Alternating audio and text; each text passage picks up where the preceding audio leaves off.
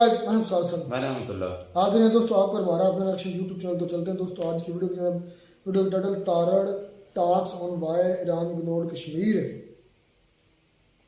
देखते हैं दोस्तों, पहले वीडियो फिर इस पर बात करते हैं।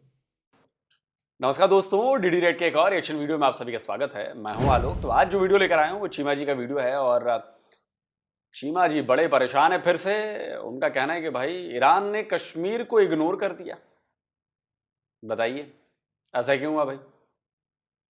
तो चलिए, टॉपिक है कि Tarar talks on why Iran ignored Kashmir, no concrete agreement with Iran because of US sanctions.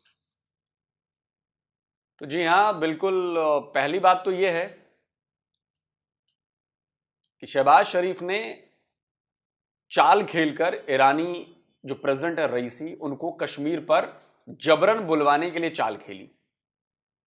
पहले वीडियो देखिए। मैं आपका और ईरान के अवाम का शुक्रिया अदा करता हूं कि आपने हमेशा कश्मीरियों के लिए आवाज उठाई। देख ले वीडियो।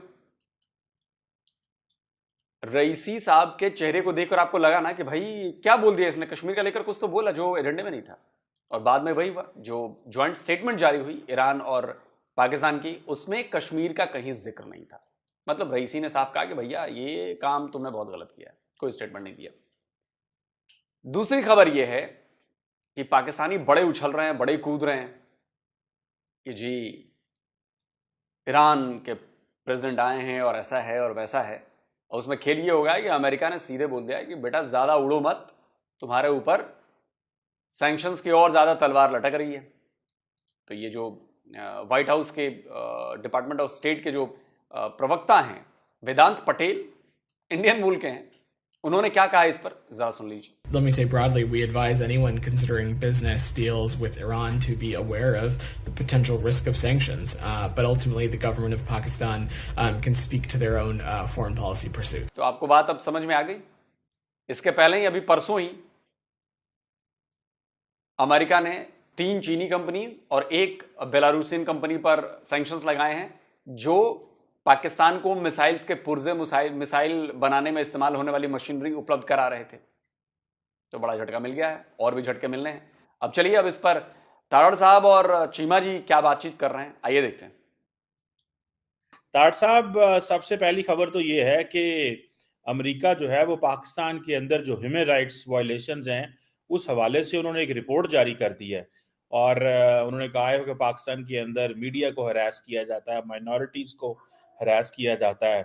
इंडिया का उन्होंने कोई लंबा चौड़ा जिक्र नहीं किया, मणिपुर का बस किया है। और तारड़ साहब, दूसरी तरफ अमेरिका के जो स्पोक्स पर्सन है स्टेट डिपार्टमेंट के, उन्होंने कहा कि अगर पाकिस्तान जो है वो ईरान से ट्रेड करेगा तो उसकी आप इम्प्लीकेशंस भी समझ लीजिएगा, ये हमारा पैगाम है। और उन्होंने कहा कि अमेरिकी ज्यादा बड़े इन्वेस्टर हैं पाकिस्तान के अंदर, सो इन इन चीजों को जरूर देखें। तीसरी एक अहम बात यह है कि पाकिस्तान के एक सहाफी हैं हामिद मीर साहब, वो नरेंद्र मोदी साहब की एक लफ्ज को कंफ्यूज कर गए, जिसपे इंडिया और पाकिस्तान के मीडिया के लोगों के दरमियान एक बहस शुरू हो गई है, जिसमें नरेंद्र मोदी साहब कह रहे हैं अर्बन नेक्सल्स की बात कर रहे हैं कांग्रेस के बारे में।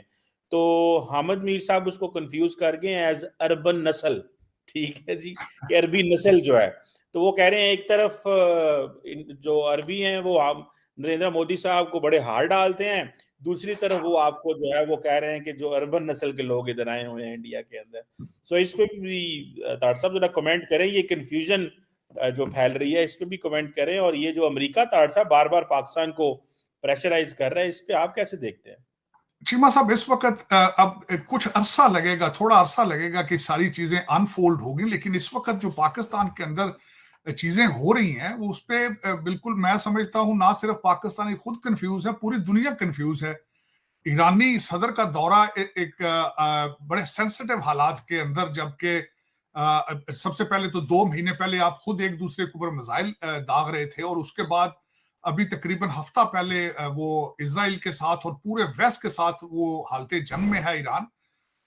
फिर वो उनका पाकिस्तान आना, फिर उस वक्त उससे बिल्कुल हफ्ता पहले सऊदी डेलीगेशन आना और बहुत बड़ा डेलीगेशन आना, और उसके बाद आपके पाकिस्तान मिलिट्री एकेडमी के अंदर तुर्की के चीफ ऑफ आर्मी स्टाफ को उसका आना, चीफ ऑफ आर्मी का आना, फिर उसके बाद मियां साहब का चाइना चले जाना, डार साहब को साथ लेके, जो उनके रिश्तेदार हैं, समधी हैं, लगता है फैमिली ट्रिप है। कुछ कहते हैं लोग इलाज कराने गए हैं, कुछ कहते हैं कि पैसों का बंदोबस्त करने गए हैं। खैर पैसे भी इलाज ही है, पैसा आ जाए तो वैसे सेहत वैसे ही ठीक हो जाती है।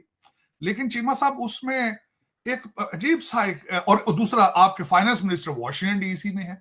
आप जिस स्पीड के साथ निकले सारे लोग पैसे के लिए, खासकर हालात बड़े अजीब से हैं कि पता नहीं ये क्या है कि आपने कोई मुल्क छोड़ा नहीं है अभी तक। मेरा मकसद है कोई 2-4 मुल्क के पीछे बचे हैं, उनको भी बुला लेते आप।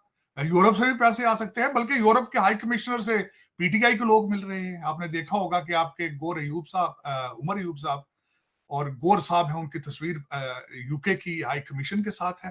मेरा आपने सारे चारों कोने कवर कर दिए हैं और हफ्ते 10 दिन के अंदर बड़ा कंफ्यूजन सा है। अब ये देखें कि इसके रिजल्ट क्या निकलते हैं। लेकिन जो लोग पैसे ढूंढ रहे हैं उनका कोई ट्रैक रैकेट को इतना ये ठीक नहीं है कि पाकिस्तान के लिए इतना प्यार, और वो भी हफ्ते के अंदर अंदर। ईरान के साथ 10 बिलियन इधर से हो गया, 8 बिलियन आईएमएफ का हो गया। मियां साहब सीपैक के लिए कोई 50 बिलियन मांगने चले गए हैं, और तुर्की के साथ और सऊदी अरेबिया के साथ 5 बिलियन वहां से आ गया। मैं तो ये 100-150 बिलियन आता नजर आ रहा है मुझे। मैं तो कल रात सो ही नहीं सका चीमा साहब। मैं तो सोच रहा था कि अमेरिका छोड़ के सिटीजनशिप पाकिस्तान शिफ्ट हो जाऊं, कि इतने डॉलरों की रेल पेल वहां पे। वो जो मुर्शद कहा करते थे कि यहाँ पे अरे तारड़ साहब यार, चलिए कुछ तो काम कर रहे हैं बेचारे। और अभी मुल्क के जैसे आपके हालात हैं पाकिस्तान के, उसमें उसको पैसों की ज़रूरत है। तो अगर ये लोग कुछ कोशिश कर भी रहे हैं तो इसको मुझे लगता है कि इसको सराहा जाना चाहिए। मतलब ठीक है, मुल्क के हालात ख़राब हैं, अब बेचारे, अब हो सकता है कि अब लंबी प्लानिंग में इनको लग रहा होगा कि चलो यार कुछ तो ले आओ, उससे तो अपनी भी तो जेब भरेगी, कुछ थोड़ा बहुत खर्चा कर देंगे देश पर और कुछ अपनी जेब भी भर लेंगे। तो कम से कम अपनी जेब भरने के लिए भी तो अगर इतनी मेहनत कर रहे हैं तो उसमें कुछ तो मिल जाएगा यार। यहाँ के निवासियों को, अपनी आबादी को कुछ तो दे देंगे, थोड़ा बहुत रिलीफ तो दे ही देंगे, थोड़ा बहुत तो देंगे। गोरे आके लाइनों में लगेंगे जॉब ढूंढने के लिए। मुझे लगता है वक्त आ गया जब $100 बिलियन यकलख्त आएगा पाकिस्तान में, तो चीमा साहब ਤੁਹਾਡੇ ਦੇ ਹਾਸੇ ਨਿਕਲ ਦੇ ਕਹਿੰਦੇ ਡੁੱਬੀਆਂ ਰਕਮਾਂ ਨੂੰ ਤਰ ਗਈਆਂ ਤੁਹਾਡੀਆਂ। लेकिन चीमा साहब एक हफ्ते के अंदर अंदर इतनी कॉम्पिटेंट लीडरशिप है हमारी, तो फिर इतना बड़ी कॉम्पिटेंट। मैं हैरान हूं, हफ्ते 10 दिन के अंदर अंदर आपने सऊदी अरेबिया, ईरान, उसके बाद यूएसए, उसके बाद टर्की का आना, फिर चाइना जाना। मुल्क तो आपने छोड़े ही को नहीं। पीछे जर्मनी, यूके जर्मनी बच गया, पता नहीं जर्मनी और फ्रांस, हो सकता है कि एक भाई उधर गया दूसरा फ्रांस चला जाए, शहबाज शरीफ साहब। लेकिन चीमा साहब इसमें से जो मैं देख रहा था, हम ज्यादातर मेमोरेंडम ऑफ अंडरस्टैंडिंग साइन होते हैं, उससे आगे क्लोजिंग तक हम नहीं पहुंच पाते। सऊदी डेलीगेशन आया है, सिर्फ मेमोरेंडम ऑफ अंडरस्टैंडिंग साइन हुए हैं, जिसमें पीछे खड़े हो जाते हैं वजीर आजम साहब, और सुर्खियां बस बन जाती हैं कि 5 बिलियन इधरों आ गया, 10 बिलियन इधर आ गया। कौम हंस पड़ती है, जिस तरह वो लतीफा है, वो कहते हैं हासे दे निकलने डुबियां रकमा जो तर गई। लेकिन एक रिजल्ट जीरो है, रिजल्ट जीरो। कौम जिहाद के चक्कर में है, और ऊपर को 5000 लोग जाने, मैंने जिसको आपको मिसाल दी है, वो सारी दुनिया के चक्कर लगा रहे हैं कि पैसे निकाल। आज एक और खबर भी आ गई है, बल्कि उसके ऊपर लोगों ने ट्वीट भी, कि मुर्शद पाक, जिन्होंने आते ही वजीर आजम हाउस की भैंसें और गाड़ियां बेच दी थी, उनके हेलीकॉप्टर का खर्चा 98 करोड़ के पता 90 करोड़ था, और 1 अरब के करीब उनका था। जहां जो हेलीकॉप्टर के ऊपर वो बनी गाला के आसपास फिरते रहते थे, घूमते रहते थे, उसके ऊपर सैर करते रहते थे। वो मुर्शद जो थे, उनका आज वो भी सामने आ चुका है। और मिली जुली खबरें अजीब सी आ रही हैं। कुछ कह रहे हैं कि पीटीआई को 2 एनआरओ ऊपर नीचे मिल चुके हैं, ईसीएल से नाम उनके निकाल दिए गए हैं कि ताकि ये लोग भाग जाएं यहां से। अब वहां देखते हैं कौन कौन भागते हैं उनमें से। और दूसरा, चीमा साहब, इकोनॉमी के लिहाज से अभी तक कोई खास ऑन ग्राउंड रियलिटी अभी तक चीज मिच्योर होती नजर नहीं आ रही है, अगर देखा जाए तो। अब देखें, लेकिन इसके ऑप्टिक्स जो है, जो सबसे पहले जो मुझे एक थोड़ा सा एतराज था, मैं मेंशन करना चाहूंगा। एतराज ये था कि एक तो जब ईरान के सदर आए हैं, उन्हें रिसीव करने के लिए कोई एयरपोर्ट पे नहीं गया, इंक्लूडिंग डार साहब। ये मैं समझता हूं कि इस failure of your diplomatic understanding और आपके वो उसमें। और दूसरी जो मेरी नजर में तशवीश है, जो कि फिर वही बात आती है, इनके एडवाइजर पता नहीं कौन है, कि शहबाज शरीफ साहब ने अपनी स्पीच के अंदर कश्मीर का जिक्र किया, ईरानी सदर ने उसके बारे में कमेंट्स तक नहीं दिए। तो ये आपकी इससे पहले अंडरस्टैंडिंग होनी चाहिए थी कि मैं कश्मीर के बारे में कहूंगा तो आप उस पर रिएक्ट करेंगे या नहीं करेंगे। अगर नहीं करेंगे तो आप भी इज्तनाब करते। लेकिन ये मुझे लगा है कि उन्होंने आपके जमीन के ऊपर आके आपको स्नब किया है। लेकिन दिस इज डिप्लोमेटिक फ्लेवर। तो पता नहीं क्या बात है। तो खैर साहब, ये तो सारी अरब दुनिया ही अब पाकिस्तान को कह रही है कि कश्मीर भूल जाओ और कारोबार की बात करो, ये अब आपके बस का बात नहीं। ऐसे नहीं है ताड़ साहब? ये चीमा साहब देखें, दो चीजें, ये कश्मीर का मसला, परवेज मुशर्रफ, मैं उनका बहुत बड़ा फैन हूं, इवन देन कि ही वाज अ मिलिट्री डिक्टेटर और मैं स्टूडेंट ऑफ पॉलिटिकल साइंस, लेकिन स्टिल मैं ये बिलीव करता हूं अकॉर्डिंग टू माय एजुकेशन और सिस्टम्स ऑफ गवर्नमेंट्स के बारे में पढ़ना, कि जहां पे लोग जाहिल हों, जहां पे लोग नेशनलिज्म ना हो, वहां पे हमेशा सिंसियर डिक्टेटरशिप या फिर सिंसियर मानार्की जो है वो उस सर्कमस्टांसेस में तरक्की कर पाते हैं। He was a sort of a sincere dictator in Pakistan. वो he was very close to resolve the Kashmir issue, he was very close. लेकिन जाके मेरा ख्याल है वहां पे भी भारत के अंदर और अंडरस्टैंडिंग डेवलप हो चुकी थी कि स्टेटस को जो लाइन ऑफ कंट्रोल है उस पार आप रहें, इस पार हम रहेंगे, ये अंडरस्टैंडिंग डेवलप हो चुकी थी। लेकिन समहाउ दैट वो प्लान जो है डिरेल हो चुका है। लेकिन हम अब उससे आगे बढ़ नहीं रहे हैं, पता नहीं क्या वजह है। मेरी बड़े सीनियर लोगों से बात हुई है, कोई मुझे उसमें से कोई उम्मीद की किरण नजर नहीं आई, पता नहीं क्या बात है। हालांकि इस वक्त आपके पहले सोचा जाता था, एक कॉन्सेप्ट था कि पाकिस्तान में अगर कश्मीर का मसला जिंदा ना रहे तो 7 लाख की फौज रखने का जवाज नहीं होगा। लेकिन अब तो आपका जो दूसरा बॉर्डर है अफगानिस्तान, वो भी कश्मीर से बड़ा मसला बन चुका है आपके लिए। अगर आप सोचें तो 7 लाख फौज को वहां एंगेज करके उसको भी कंट्रोल कर लें तो बहुत बड़ी बात है। मेरे ख्याल में आपको पाकिस्तान को चाहिए मूविंग फॉरवर्ड से मुराद ये होता है कि चलें, मैं कहता हूं आपका इशू है, चाइना और इंडिया का भी तो आपस में इशू है, पूरी स्टेट का इशू है उनका भी, लेकिन ट्रेड जारी है, लेकिन डायलॉग जारी है, उनके मीटिंग्स भी होती हैं, साइड लाइन्स पे भी मीटिंग होती है। लेकिन पता नहीं आप you have become a non workable country. और ना सिर्फ इनके साथ, कई और ममालिक के साथ भी आपके हालात बिल्कुल इसी तरह के हैं। आप अमेरिका के साथ, मुझे तो समझ नहीं आती आपके क्या रिलेशनशिप है। जिस तरह अभी हम बात कर रहे थे कि वो आपके ऊपर सैंक्शंस लगाने के लिए वो तैयार होकर बैठे हैं, साथ दूसरी साइड पे $8 बिलियन आप उनसे IMF का पैकेज भी लेने के लिए तैयार हैं। फिर आप उसी वेस्टर्न सिविलाइजेशन से इन्वायरमेंट के खिलाफ जो पैसे के हम विक्टिम हैं, हालांकि वो पैसे पाकिस्तान नहीं पहुंचेंगे, सिंध के अंदर नहीं जाने, फासला ही बहुत है। अमेरिका से पैसे पैदल चल के पाकिस्तान नहीं पहुंच सकते जिस तरह के माजी के अंदर हुआ है। वो रास्ते में रुक जाएंगे कहीं यूरोप या दुबई से आगे। तो बिल्कुल पता नहीं क्या जाल लगा दिया आपने कि दुबई से आगे पैसा पाकिस्तान जाता ही नहीं है। तो वो आपको पैकेज मिल रहा है वॉशिंगटन DC से, मैं हैरान हूं। उधर से आप डेलीगेशन चाइना चला गया पैसे लेने के लिए। उसके बाद सऊदी अरेबिया को आपने सारा कंट्री दिखा दिया कि जो मर्जी पसंद आए आप लें, ये लूट सेल है। PIA भी आप दिखा रहे हैं बार बार उनको, और स्टील मिल भी दिखा रहे हैं आप बार बार उनको। आप अपनी पहाड़ियां दिखा रहे हैं जिसके नीचे मिनरल्स हैं, वो भी आप फॉर सेल आपने लगा दी है। अब देखें, लेकिन मैंने आपको पिछले शायद ब्लॉग में कहा था कि I haven't seen a country और नॉट अ कंट्री, अब कंट्री के तो नहीं है हालात, क्योंकि कंट्री का क्या कसूर है, कंट्री चलाने वालों का कसूर है। मैंने दुनिया में कोई ऐसी कौम नहीं देखी जो अपने कपड़े बेचकर जो है वो जश्न मनाए कि देखो जी हम कितने अमीर होने जा रहे हैं। अपने कपड़ों को आग लगा के तो खुशियां जश्न मनाए, तो कर्जे ले लेके तो आप जश्न मनाएं, कर्जों की किस्तें देने के लिए कर्जे लें। तो मेरा मकसद है मैं भी, बल्कि चीमा साहब अगले सेगमेंट में आपके साथ श्रीलंका के वजीर आजम के बारे में बात करूंगा, जो इस वक्त श्रीलंका को चला रहे हैं, कि किस तरीके से what kind of steps they are taking अपने पांव पे खड़े होने के लिए, क्या क्या स्टेप्स ले रहे हैं। आप अभी तक, आपकी सोच भी नहीं अभी तक उस जगह पहुंची। मेरे लिए अभी तक सरप्राइज है कि who is running your country, कौन आपका मुल्क चला कौन रहा है, और जो चला रहे हैं उनके एडवाइजर कौन है। मेरे अभी तक आई कैन नॉट अंडरस्टैंड कि क्या हो रहा है आपके कंट्री के अंदर। मेरे ख्याल में हर बंदा ही कंफ्यूज है, जो चला रहे हैं कंट्री वो भी मुझे लग रहा है कंफ्यूज है, उन्हें पता ही नहीं है। वो अभी तक मुर्शद पाक के झंडे से उसको कंट्रोल नहीं कर पा रहे। अभी PTI के 9 मई के हादसे को अभी तक उससे they can not move forward with it, उससे आगे ही नहीं चल पा रहे। जुडिशरी भी आप हालात देख लें कि 52 मिनट के अंदर अगले दिन 52 केसेस खत्म कर दिए गए हैं पेशावर हाई कोर्ट में। उससे पहले हमारे बंदियाल साहब के दास्तानें थी, मेरा मकसद है। उससे पहले आप जेल के हालात देख लें, जो मुर्शद पाक के वहां पे ललित हैं, वो तो मेरा मैरियट जेल आज तक मैंने नहीं देखी। कि सरीना पता नहीं जेल के बिजनेस में आ गई है, जेल ने सरीना के बिजनेस में आ गई है। मेरी समझ से बाहर है कि how the country has been operated. और लेकिन अब लग ये रहा है कि शायद रिलीफ मिलनी शुरू हो चुकी है, एनआरओ पीछे से शुरू हो गया। मैंने कल की मेरी पाकिस्तान में कुछ दोस्तों से बात हुई थी, उन्होंने कहा मामला तो कुछ सेटल हो रहे हैं, लेकिन कंफ्यूजन ये है कि मुर्शद पाक की गारंटी कौन देगा।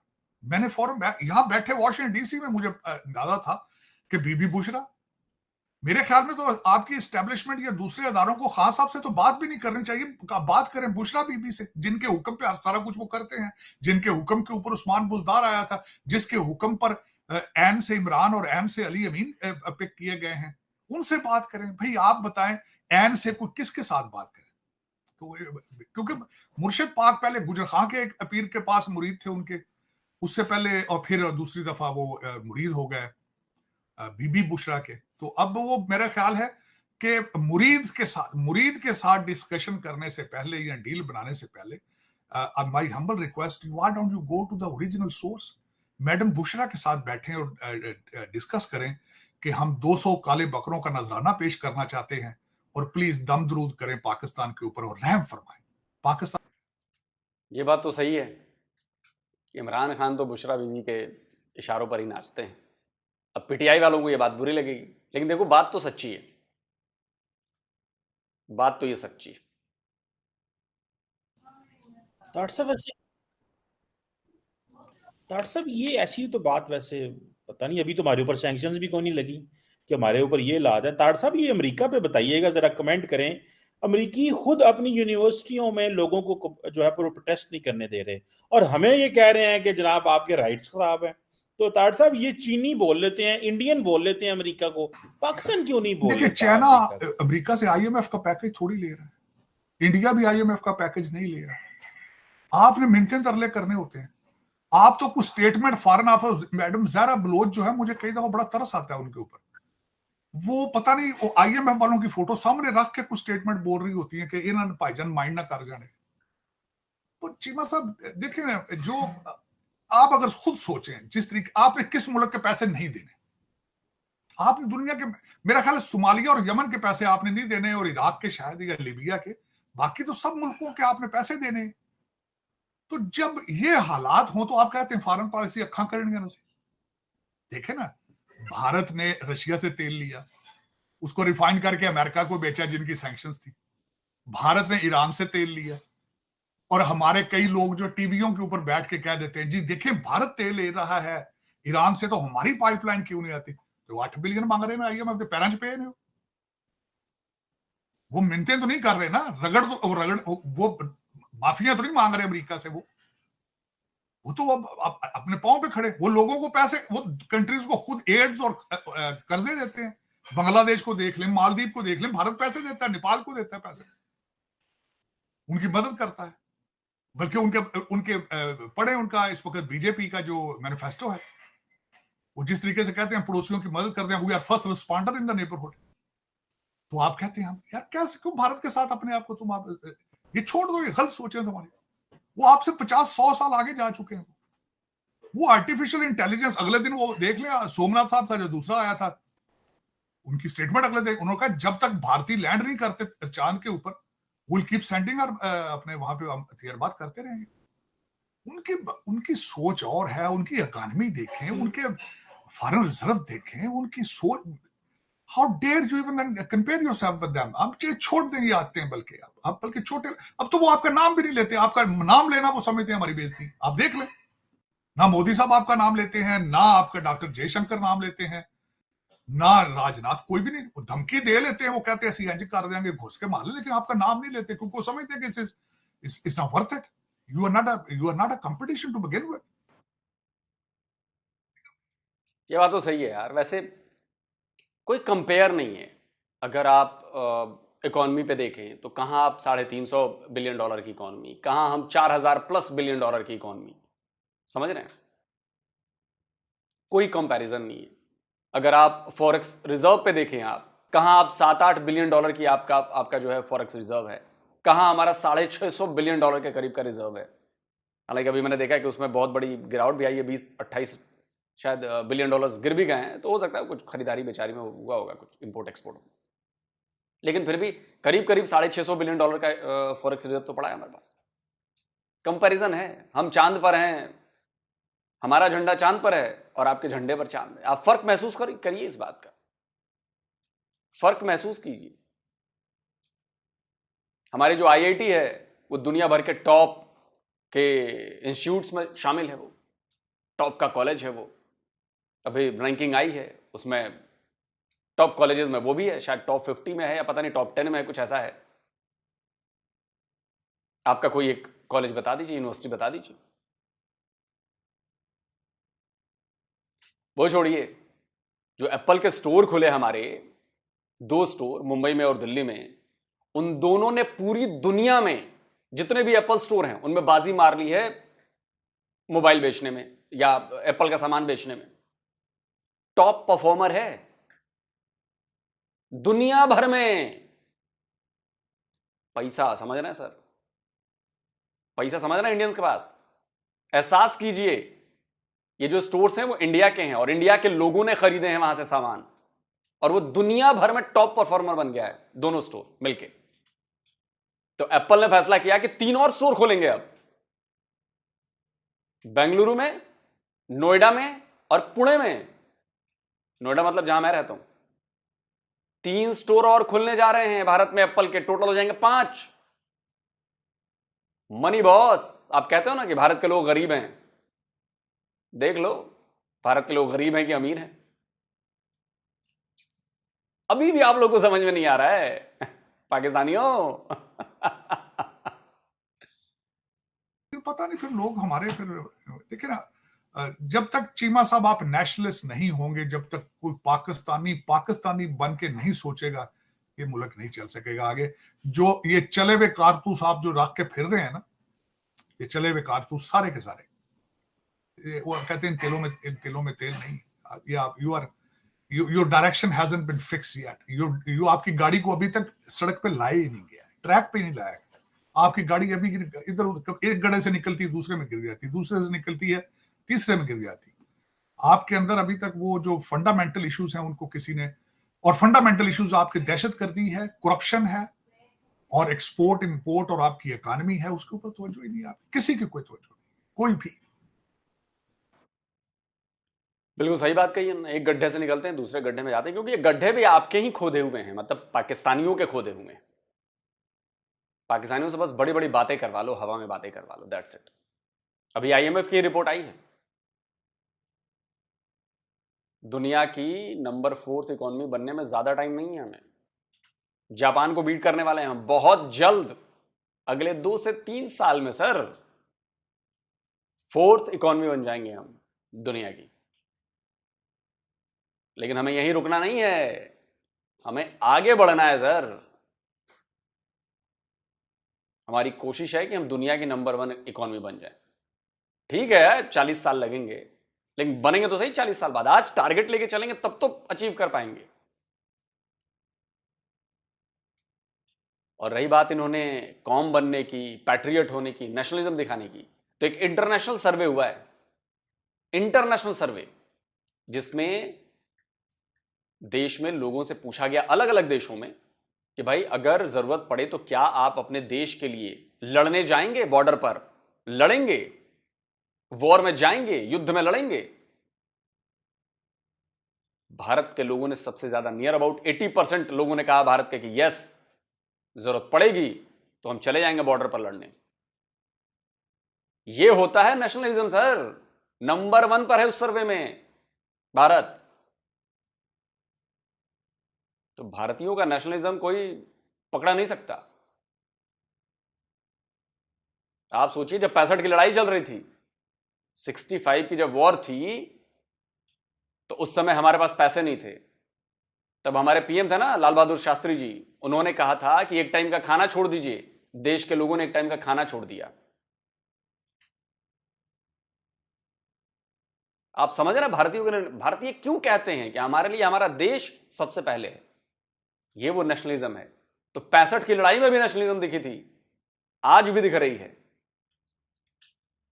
50 साल बाद भी। ये फर्क है माइंडसेट का, ये फर्क है हमें हमारे देश से प्यार का, हमारी मिट्टी से प्यार का, और ये पाकिस्तानी कभी नहीं पा सकते। ये पाकिस्तानी कभी नहीं पा सकते, क्योंकि पाकिस्तानियों को मिट्टी से कभी प्यार नहीं रहा। अगर प्यार रहता ना तो बंटवारा ही नहीं करते कभी। वैसे मैं फिर कहता हूं कि बंटवारा हो गया, बहुत अच्छा हो गया, वरना आज अगर ये यही पाकिस्तानी होते ना, ये अगर हमारे साथ रहते तो भाई ये तो बढ़ने ही नहीं देते, ये तो पकड़ के डुबा देते हमें अंदर, जिस तरह खुद डूबे हैं 76 ईयर्स में, और कहते हैं कि जी जम्मू कश्मीर को आजाद कर दो। जो खुद आजाद हो गए 76 ईयर्स में गड्ढे में डूबे पड़े हैं, वो दूसरों को भी गड्ढे में डुबाना चाहते हैं कि मैं तो डूबा ही हूं, तुम्हें भी डुबाऊंगा मैं। कश्मीरी समझ गए सर, चूरना नहीं चलेगा। अब वो उधर वाले जो आपके कब्जे में है, पाकिस्तानी ऑक्युपाइड जम्मू कश्मीर में, वो लोग भी समझने लगे हैं, इसलिए आवाजें उठने लगी है ना। अभी देखते रहिए, हमारा प्रोसेस थोड़ा स्लो होता है बट सॉलिड होता है। हम रातों रात रिजल्ट नहीं बदलते हैं, आराम आराम से धीरे धीरे धीरे धीरे करके हमें पता होता है कि हमें गोल अचीव करना है, तो इसलिए हम खरगोश वाली दौड़ नहीं करते, हम कछुए वाली दौड़ करते हैं, लेकिन सॉलिड। आप बताएं कमेंट करके कैसा लगा वीडियो। जल्दी मिलता हूं एक और नए वीडियो के साथ। नमस्कार, जय हिंद। तो ये दोस्तों वीडियो को ख़त्म। सबसे पहले तो तारिक साहब ने तो काफ़ी लंबी चौड़ी बहस की। पाकिस्तान के एक गड्ढे से निकलता है, दूसरे में गिर जाता है। पाकिस्तान के सारे मिनिस्टर्स, साबका पीएम, मौजूदा पीएम सारे भाग गए, कोई कहीं भाग गया, पीटीआई कहीं भाग गई पैसे लाने गई, लेकिन सबको मिलने वाले तो है नहीं, कोई खाली मखलूस है नहीं। पहले बात करते हैं जो ईरानी सदर ने किया है। भाई ईरानी सदर ने पाकिस्तान के मुंह पर तमाचा एक किस्म का मार दिया। कैसे मार दिया? पाकिस्तान के पीएम तो 2-3 मरतबा जिक्र किया कश्मीर का, बल्कि बकायदा ये कहा गया खून रेजी हुई है, खून रंगी गई है नदी। इस तरह के बड़े मुश्किल से ये टर्मिनोलॉजी इस्तेमाल करते हैं पाकिस्तानी कश्मीर के मुद्दे पर। तो उस पर ईरानी को नहीं बोला कुछ भी। यही है पाकिस्तान को छितर पड़ गया, पाकिस्तान के अंदर ही वो पाकिस्तान को छितर मारी चला गया, क्योंकि वो इंडिया को नाराज नहीं करना चाहता। उनको पता है पाकिस्तानी तो वो लोग हैं जिनके साथ हमने गैस पाइपलाइन का मुआहदा किया और वो मुकर रहे हैं, और मुकर गए हैं सिर्फ अपने पापा के डर की वजह से, पापा अमेरिका के डर की वजह से। इंडियंस का पता है उनको कि इंडियंस को प्रेशर डाला था यूएस ने जब रशिया यूक्रेन की वार हुई थी, लेकिन इंडियंस ने ले लिया था, तो उनको ये पता है। तो लोग देखते हैं कि ये कंट्री के लोग कैसे हैं, ये कंट्री कैसी है, ये इसकी पॉलिसी किन के अंडर काम करती है, आज़ाद है, अपनी मर्जी के काम करते हैं। तो इसलिए वो नहीं चाहते थे कि हम इंडिया को पाकिस्तान की वजह से मतलब अपने से दूर कर लें। ये बात इंडिया एक बिल्कुल नजरिया वाला कंट्री, उनकी कोई मंजिल है, उनकी कोई सोच है, उनकी अपनी एक फॉरेन पॉलिसी, उनका अपना एक सेटअप है, अपनी एक पावर है। उनको पता है पाकिस्तान की ना कोई नजरिया, ना सोच है, ना कोई पॉलिसी है, ना ही कोई इज्जत है और ना ही कोई पावर है। यार देखिए कि ये बात वाकई है, जिस तरह वो यहाँ पर आए थे ना, इस मौके को अगर देखा जाए, इस टाइम को देखा जाए, तो बड़ी बातें यहाँ पर बहुत मैटर करती हैं कि हमला उन्होंने किया इसराइल पर, और उसी वक्त वो दौरे पर आ गए पाकिस्तान में। और आगे से देखें कि पाकिस्तान का जो पीएम है, चले जिस तरह का भी है, खैर हम तो नहीं मानते, लेकिन नाम तो है, पुतला तो है ना पीएम, तो उसने कश्मीर को बात की, तो या तो उसको इसके बारे में जो है ना समझ नहीं आई। क्योंकि मैं बताता हूँ, वो स्पीच कर रहा था ये फारसी में, और ये शबाज और ट्रांसलेशन होती है भाई, क्या हो गया ट्रांसलेटर या मेरी बात मैं ये बातें बड़ी यार ट्रांसलेटर इस तरह का एक दूसरे को पता ना चले तो वो इसको रिस्पांस कैसे करें यार? इतना भी या उन्होंने जानबूझ के क्या हो गया, मतलब पढ़े लिखे वाली बात कर रहे हैं, जानबूझ ट्रांसलेटर होते हैं, जानबूझ के किया है उनको। मैं बात तो बता चुका हूँ, वो नहीं नाराज करना चाहते इंडिया को। उनको पता है इंडिया एक अच्छा कंट्री है, वो वादा खिलाफी करने वालों में नहीं है। और पाकिस्तान को पता हमारे साथ पहले वादा खिलाफी कर चुके हैं, किस सूरत हाल में, गैस पाइपलाइन में। ये बात तो है। तो हालांकि ईरान खुद आया है, पाकिस्तान ने दावत दूवत को नहीं दी, इसके बावजूद भी उन्होंने बात नहीं की कश्मीर पर।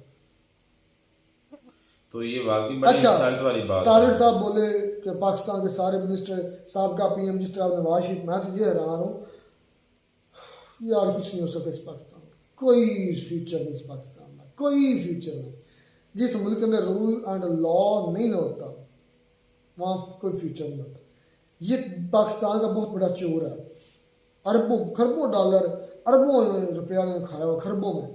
और देख रहे आज प्लेन्स में सफ़र करके जा रहा है, कभी चना जा रहा है, कभी उसको फौजी आकर सलूट मारे, लख दी लानत इस हमारी फौज पर, फिर एक चोर को सलूट मार रहे। अच्छा, चना पहुंचा हुआ, किस मकसद के लिए पहुंचा कोई पता नहीं। कुछ का कहना ये है, मैंने ये भी सुना है चाइना ने खुद दावत दी है कि आप आएँ, और इमरान खान ने हमारे जो सी पैक है उसको रुकवा दिया था और उस पर हम काम मज़ीद करना चाहते हैं, और आप ही पाकिस्तान के अंदर कि हमें अच्छे लीडर लगे हैं तो आप काम जारी करवाएं। इस तरह को भी मैंने अफवाह सुन रहे हैं। लेकिन जो भी है, ताड़ साहब कह रहे हैं कि पैसा मांगने गए हैं या पैसे लेने, उसके अलावा वो ताड़ साहब कह रहे थे पाकिस्तान के जो PTI है जो वो उनके तल्लुकात बेहतर हो रहे हैं, UK और यूरोप के साथ, मतलब उनके साथ बात कर रहे हैं, उनसे पैसे की बात कर रहे हैं। $5 बिलियन की बात की है UAE ने, $10 बिलियन की बात की है ईरान ने, तो इसके अलावा $8 बिलियन की बात की है IMF ने। तो ये चीज़ें उन्होंने कहा कि ऐसा नहीं है। वो तो कह रहे थे मैं उधर से छोड़ कर आने वाला हूँ, वो वैसे मजाक टॉन्ट कर रहे थे, मजाक कर रहे थे। उनका हक बनता है मजाक कर ले, कि वो पाकिस्तान तो है नहीं, वो तो है USA, पहले थे पाकिस्तान कभी लेकिन अब है नहीं, तो टॉन्ट कर ले, क्योंकि ये हमारे सूरत हाल अब ऐसी है, सच यही है। बिल्कुल। और ये गड्ढे जिस तरह लोग समझते हैं कि हमारे खुद के खोदे हुए हैं, और ये भी सच है कि हम खुद ही अपने गड्ढों में हम चाहते थे इंडिया इसमें गिरे, टेररिज्म करवा कर उनके ऊपर प्रेशर डाल के उनकी इकॉनमी को डैमेज करके उनको पैरालाइज्ड करके, किस तरीके हम उनको चाहते थे कि वो 4 पाई पे आए, इंडिया की इकॉनमी और इंडिया दोनों। लेकिन हुआ इसके बरक्स। आज देख रहे, फिर लोग ने बताया भी, देख हम आपका हमारा कंपेरिजन बनता ही नहीं है, बिल्कुल नहीं बनता। कहाँ $650 बिलियन रिजर्व, कहाँ 6-7 बिलियन $8 बिलियन रिजर्व, कहाँ 4000 बिलियन की इकॉनमी है कि 4 ट्रिलियन से भी ऊपर, कहाँ 342-40 बिलियन। बाकी यार ये तो कंपैरिजन करना, मैं कहता हूँ इंडिया के साथ जुल्म करने के मुतरादिफ है, डिफॉल्ट हो चुका है। हकीकत में ये जो UAE ने या सऊदी अरब ने को चांदे के रखे हुए, अगर ये ना हो तो पाकिस्तान तो बिल्कुल वाज़ेह तौर पर हो जाए, ऐलान हो जाए ऑफिशियली। मैं ये सोच रहा था पाकिस्तान के ऊपर इतना कर्जा है, ये भी सुना मैं पाकिस्तान के पास तनख्वाहें देने के लिए पैसे भी नहीं है, तो क्या होगा पाकिस्तान का? अबे क्या होगा कालिया तेरा? वही बात है, क्या होगा पाकिस्तान का? कोई भी यहाँ से बस ये है कि अपने बोरिया बिस्तरा बांधो और कहीं नस चलो। जो इस वक्त सिचुएशन है उसके मुताबिक बात करो कि ऐसी बनी हुई है, कोई फ्यूचर नहीं है, बाकी कुछ भी नहीं है। निराशा हुई आज ये वीडियो देखकर, लेकिन हमेशा होती है। मिलता है नई वीडियो में नाटक साथ। God bless you.